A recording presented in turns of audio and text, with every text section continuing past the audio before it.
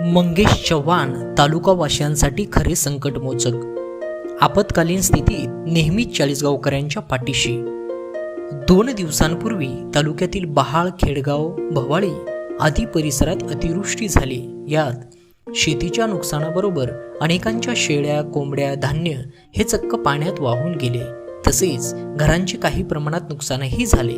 अशात आमदार मंगेश चव्हाणांनी प्रशासकीय अधिकाऱ्यांना सोबत घेऊन या भागाची पाहणी केली व आपण घाबरू नये, मी आपल्या सोबत आहे असे आश्वासित करून आमदार मंगेश चव्हाणांनी युद्ध पातळीवर पंचनामे करण्याचे निर्देश दिले व लवकरच नुकसान भरपाई मिळवून देऊ अशी ग्वाहीही दिली.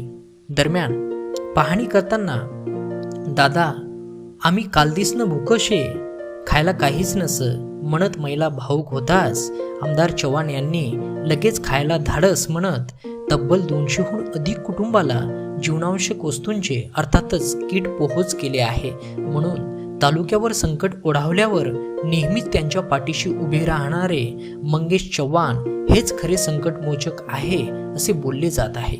पहा याबाबतचा विशेष वृत्तांत.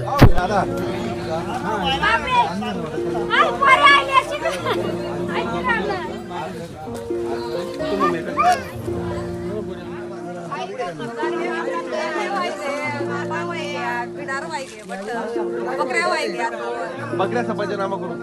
देख म्हणा 12-13 कोंबड्या बी गया, 2 पोत धान्य लिहिलं पोटना कमी करी पोरसे करता ताबी वाय घ्या, खावाला डिबरा राहीना ना. फक्त त्या 2-3 खाट असतात त्या मसन काय मग मला लिहिजय. आता खावाला नाही राहिला नाही काय खावा. खावाले धाडस मी आज संध्याकाळी झाडतेस मी आजच धाडस. सारा दिवस बुके शेतात पोरे सुद्धा बसायला सुद्धा जागा नाही आमची. चालू किट बनवायची आपल्याला साधारणतः एक 200 किट लागतील.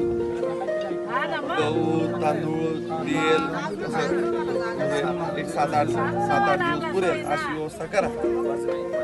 बाजरी वगैरे पण आज दुपारी 2 वाजेपर्यंत तयार करा. 4 वाजेपर्यंत आपल्याला भवाळीला आहे, काही खेडेगावला आहे, खेडीला आहे, कुठे जिथं गरज तिथे पाठवू आपण. हा मी धाडस ते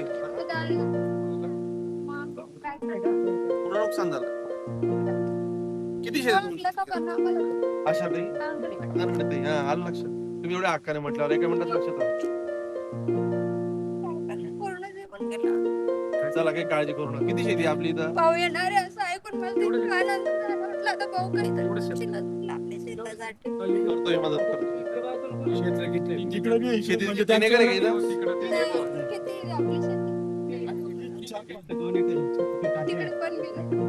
देऊ आपण करू. ताई ते कुठे येईल आपल्या आता ग्रामसेवक तलाठी मॅडम करा यांचे पंचनामे जरा व्यवस्थित. त्यांचं काही गुरट रोज गेले भरलेलं 50,000 मटेरियल होतं आम्ही भरलेला, पूर्ण पाणी होऊन गेलं तिथं.